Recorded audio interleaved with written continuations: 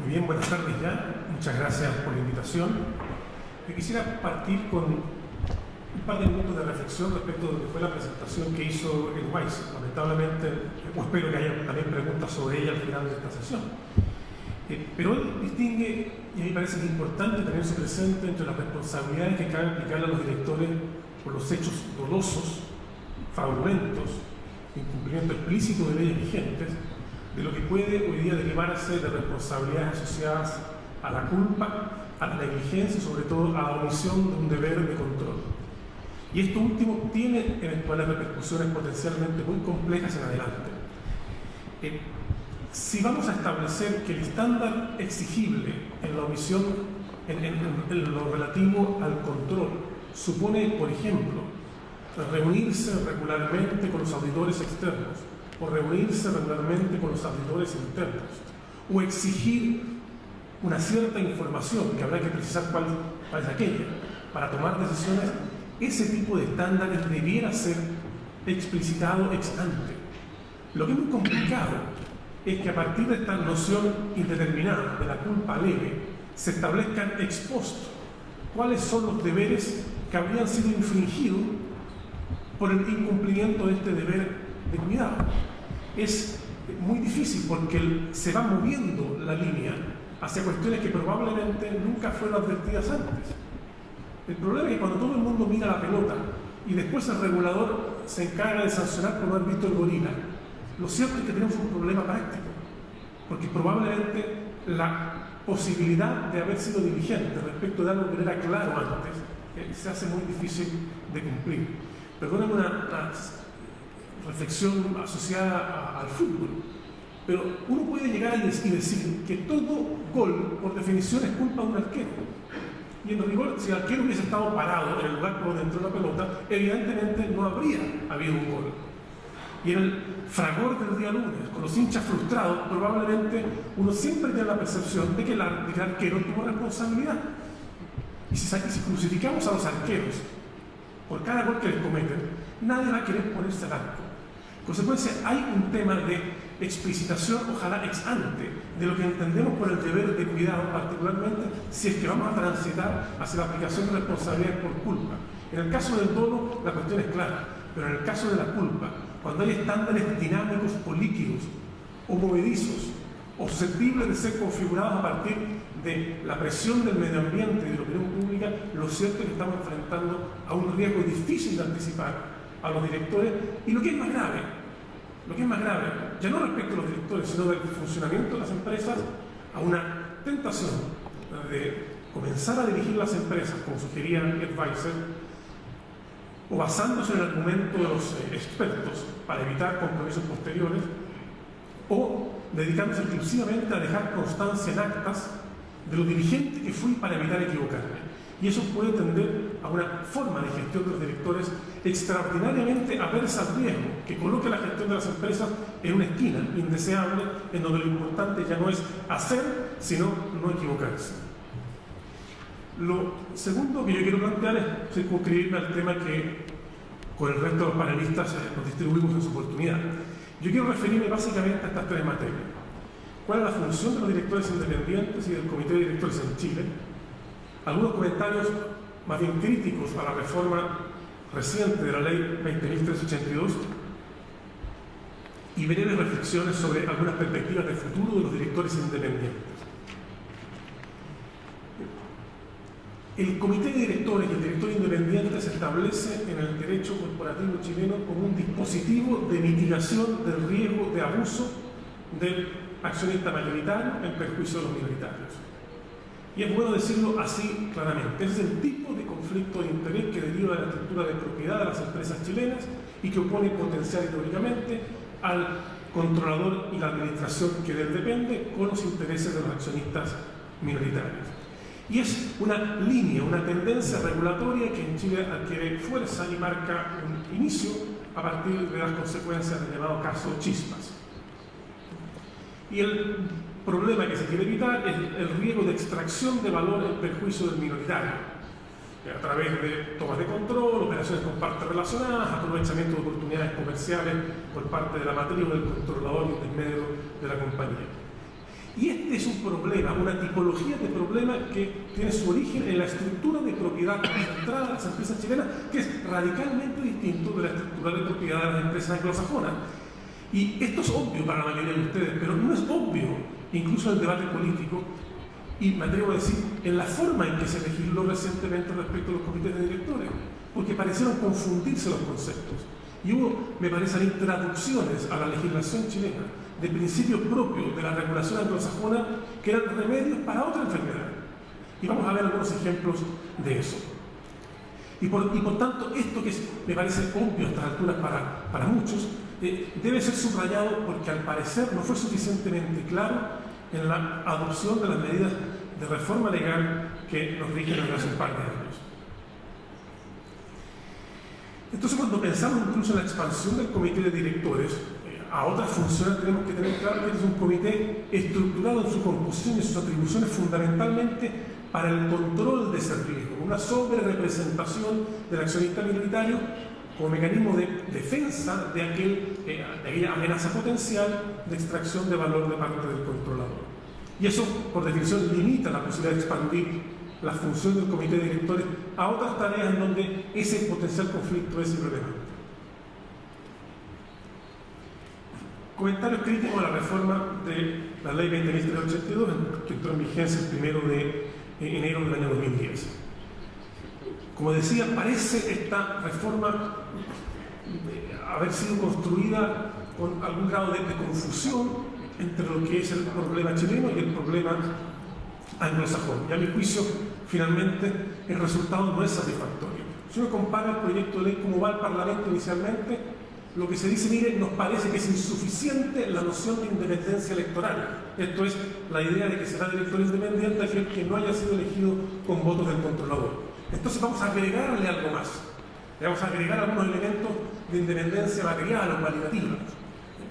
Pero en el camino, en la transacción del debate legislativo, al parecer, para agregarle estos elementos materiales se termina sacrificando la independencia electoral. Y entonces hoy día puede ser un director independiente, a mi juicio errónea y paradojalmente, quien haya podido ser elegido con los votos del controlador. Claro, puede tener una serie de elementos de independencia cualitativa, pero a menos que nos parezca irrelevante el riesgo de gratitud que deriva de ser elegido por el controlador. Lo cierto es que las circunstancias de haber sido yo elegido con los votos del controlador y aspirar a ser reelegido en la próxima junta de accionistas con los votos del controlador, por cierto, creo yo, me resta algún grado de independencia respecto de ese controlador. Y podría yo decir, la pérdida de independencia del tipo de la que se necesita en Chile es estrictamente proporcional al monto de la dieta. Porque del monto de la dieta uno puede también inferir el monto de la gratitud que yo puedo tener por haber sido elegido y de la expectativa que pueda tener de ser reelecto en la próxima junta. En consecuencia, no me parece satisfactorio que hayamos ganado por una parte en algunos elementos materiales, y ya veré con ciertas complejidades, y hayamos perdido la esencia, el concepto simple, claro y acertado respecto de lo que es ser independiente en Chile, independiente del controlador, dado el tipo de riesgo de conflicto de interés que enfrentamos en nuestra estructura de propiedad accionaria. Si uno se pregunta, ¿era necesario este cambio para llegar a la OECD? No estoy claro. De acuerdo con los propios informes de la OECD del año 2008, Chile estaba bastante bien parado en esta materia. Y si nos faltaban algunos elementos, estaban más bien asociados a la inexistencia práctica, no teórica, no legal, de remedios privados, es decir, de facilidades prácticas para demandar el juicio, la restitución del perjuicio a los accionistas. Pero eso claramente poco tenía que ver con el tema del comité de directores o del cambio de noción de independencia. Y entonces, uno quiere preguntarse o responderse, ¿qué pasó con este cambio? ¿Dónde está la explicación? Entonces uno va a la página de la Biblioteca del Congreso Nacional, revisa la historia de la ley y busca la discusión en el Senado sobre los cambios del comité de directores y directores independientes. ¿Qué se encuentra uno cuando busca eso? Que se salta en esta materia. No se discute en el Senado y se le entrega probablemente a dos expertos, uno de cada lado, uno del gobierno de entonces, otro de la oposición de entonces, para que llegara con una propuesta, la propuesta en la que llega y se aprueba sin debate, por lo cual tampoco tenemos en en la lectura de la ley una explicación de algunas cuestiones que parecen, a mi juicio, incoherentes. La ley establece algunos causales abiertas de inelegibilidad o falta de independencia, que suponen incluso complejidades interpretativas y también ofrecen margen para una eventual manipulación del controlador de esas causales. Voy a explicar por qué. Por ejemplo, la ley dice que no se podrá ser director independiente si se tiene algún grado de relación, director, socio, en fin, respecto a los principales proveedores, clientes y competidores. La definición de principal, cliente, competidor o proveedor está entregada a cada directorio. No se sabe por parte de los candidatos a director independiente ni por parte de la AFP, muchas veces que los proponen, cuáles son los principales directores, proveedores, clientes o competidores, porque eso se ha considerado cierta información estratégica que la maneja la compañía. Y se produce entonces la paradoja de que los candidatos a director independiente que proponen las AFP tienen que declarar juradamente que no están dentro del conflicto o de la causal de inelegibilidad, de que no tienen relación con un listado que desconocen. Entonces hay que hacer una declaración jurada, juro que no estoy dentro de un listado que no conozco, lo que genera una cierta dificultad práctica. Pero además, esa es una hipótesis un poco extrema. Ustedes dirán, usted está operando con lógica conspirativa. No tanto, pero en el caso que un director independiente se pone difícil, entre comillas, se pone difícil con el controlador. En la próxima ronda de directorios podemos cambiar el listado de proveedores, competidores y clientes y tratar de eventualmente de incluir dentro de la categoría a algo que eventualmente pueda afectar al candidato o al director incómodo, y en cuyo caso ese director incómodo tiene que salir, se sale inmediatamente de su cargo y no hay excepción en la ley. Entonces también ahí me parece que estas causales de independencia material imprecisas en su definición, desconocidas para terceros, generan riesgos interpretativos y también problemas de eventual manipulación en contra de la permanencia de un director independiente que resulte eventualmente incómodo para el controlador. Aparecen normas como si alguien hizo aportes relevantes a una organización sin fines de lucro, el director o ejecutivo de esa organización de fines de lucro está inhabilitado para ser director independiente de la compañía. Pero ¿qué es lo que es aporte relevante? Otra vez, estamos frente a algunas complejidades de aplicación de la norma que se comparan, a mi juicio, desfavorablemente con esa norma simple, precisa y correcta, a mi juicio, que decía: será director independiente aquel que no haya sido elegido con los votos del controlador. Entonces se sacrificó parcial pero significativamente la noción de independencia electoral. De mi juicio, este cambio, discutible por lo menos, revela un cambio de lógica. Importaría más la independencia material o sustantiva respecto de la sociedad, es una influencia norteamericana, no lo que importa es ser independiente de la administración. En Chile lo que importa es ser independiente, creo yo, del controlador. La que puede resentirse esta independencia relevante en Chile a permitir que se elijan de este modo los directores independientes. Y como decía, se subestima el riesgo de pérdida de independencia derivado de la gratitud por ser electo. Es cierto, para no exagerar, cierta preponderancia electoral de los accionistas minoritarios se mantiene por la vía de que en caso de que haya muchos directores independientes prefieren para integrar el comité a aquellos que hayan sido elegidos sin los votos del controlador.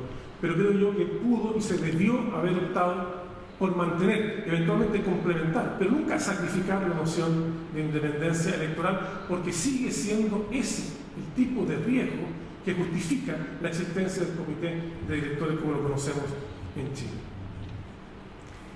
Vemos algunas de las nuevas funciones del comité que suscitan, a mi juicio, también algunas dudas. Y otra vez, la filtración de la influencia norteamericana, indebida, examen de compensación y remuneración. Esto es un tipo de comité muy frecuente en Estados Unidos, función también propia del comité de auditoría. Pero en Chile, ¿cuál es el riesgo en la remuneración? No hay riesgo. La probabilidad de que la administración se autoasigne remuneraciones del tipo que se autoasignan las administraciones sin controlador, como en el caso norteamericano, es nula.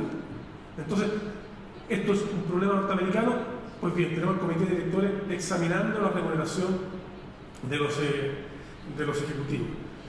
Y se le agregó de los trabajadores también. Entonces se pregunta, ¿qué tiene que ver el comité de directores examinando la remuneración de los trabajadores? No tiene nada que ver. Pero alguien dijo, bueno, si están los directores, no discriminemos, metamos también a los trabajadores. No me parece razonable ese tipo de atribución de competencias. Porque si bien es cierto, es correcto en la lógica del control de riesgos que las remuneraciones estén alineadas con incentivos correctos, esa función del directorio completo. Y no hay nada en la composición natural del comité de directores con mayoría de independientes que le asigne una ventaja competitiva para ese tipo de decisiones. Es una tarea propia de otro tipo de comité de representación, si quiere, global de todos los accionistas.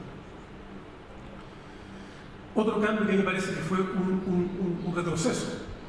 La exigencia, hoy día tenemos que, habrá comité de directores si hay una compañía que tiene más de 1.200.000 UF y además de capitalización bursátil, y además que una exigencia de dispersión de propiedad, que el 12,5% de la propiedad esté en manos de accionistas con menos del 10% de las acciones.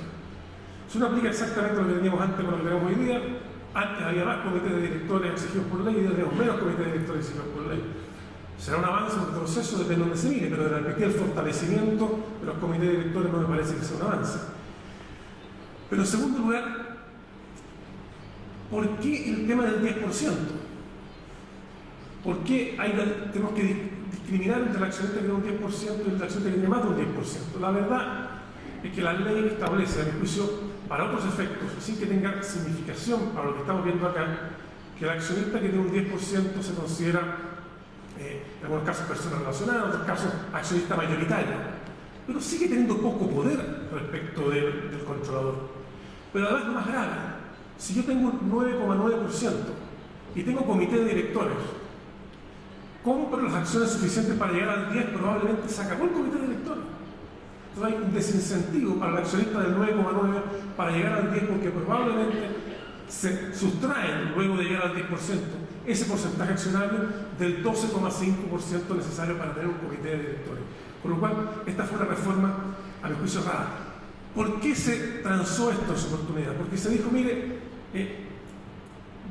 como no queremos, para no darle más poder a los minoritarios, vamos a garantizar que solo cuando sea necesario tengamos comités de directores. Pero hoy día que el comité de directores, los accionistas, directores independientes pueden ser elegidos por los votos del controlador. Esta norma habría carecido de sentido. No había para qué proteger, entre comillas, al controlador de un comité de directores incómodo, toda vez que hoy día él tiene la posibilidad de elegir a sus directores independientes también.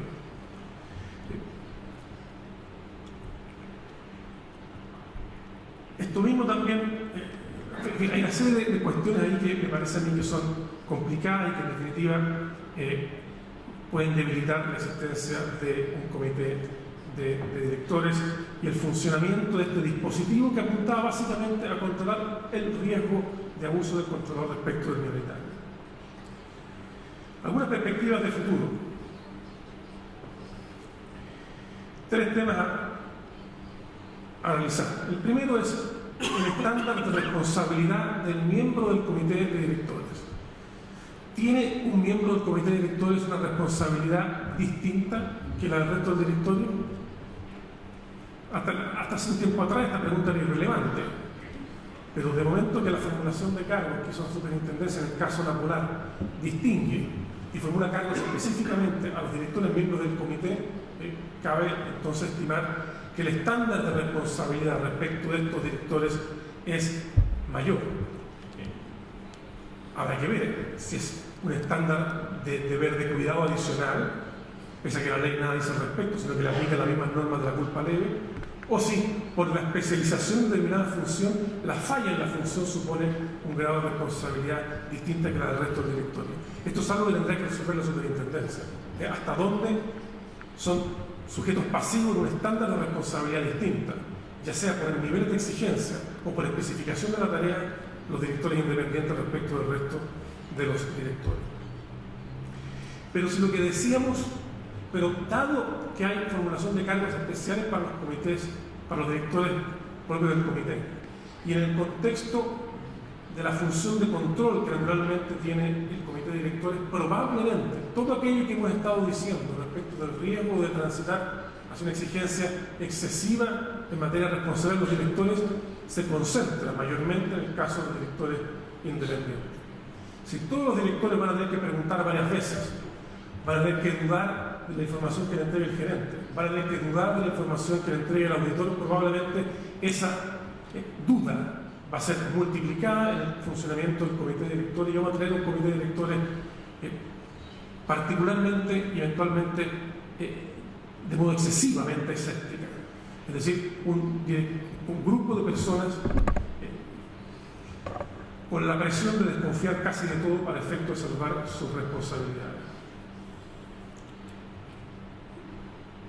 Es aquí donde me parece a mí que si la superintendencia va a derivar en los hechos hacia una configuración más precisa de qué se entiende por deber de cuidado, si va a traducir la noción genérica de culpa leve en obligaciones de hacer, que lo haga a través de reglamentación, que lo haga a través de modificación al reglamento de sociedades anónimas y no que lo haga a través de la aplicación de sanciones que retroactivamente me van a decir a mí, usted debió haber hecho esto.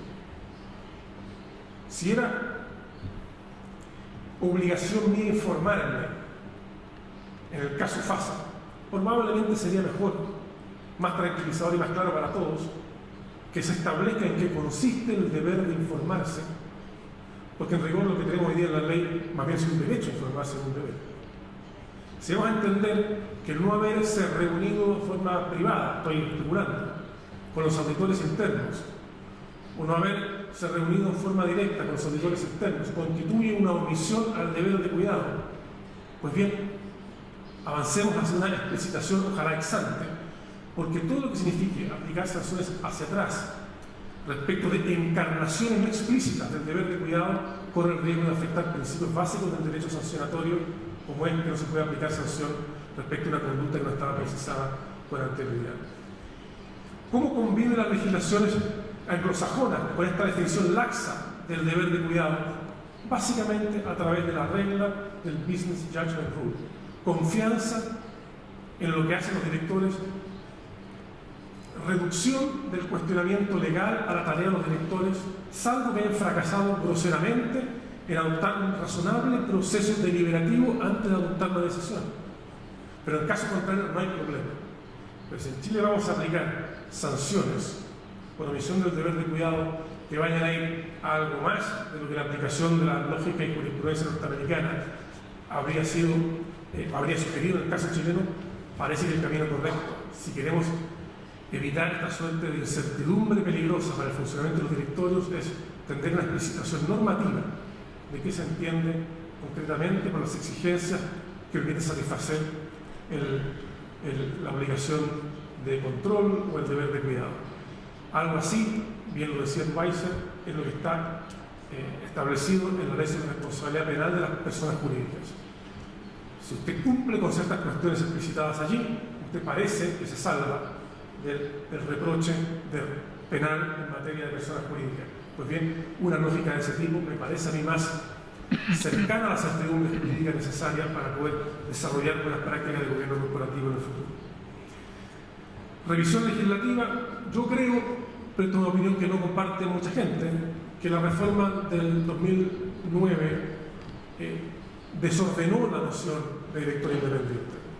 Hoy día no es claro la respuesta a independiente de qué o independiente para qué. Se confundieron las lógicas propias de los conflictos chilenos y de los anglosajones de una manera que a mi juicio ha generado más perplejidad y confusión que claridad y perfeccionamiento.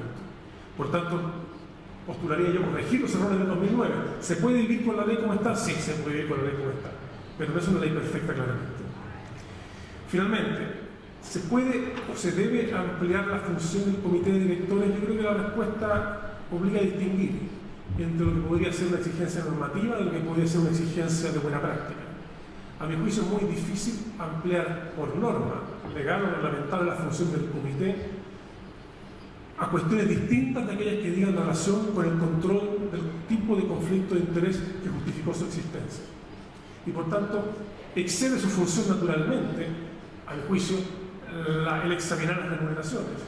Pero también podría exceder el dedicarse a temas de control de riesgo o de auditoría, porque son funciones propias de otros dispositivos de gobierno corporativo, de comités distintos de riesgo, en donde la representación del controlador no debiera verse mermada, como sí parece que debiera verse en un comité de directores independientes como el que tenemos.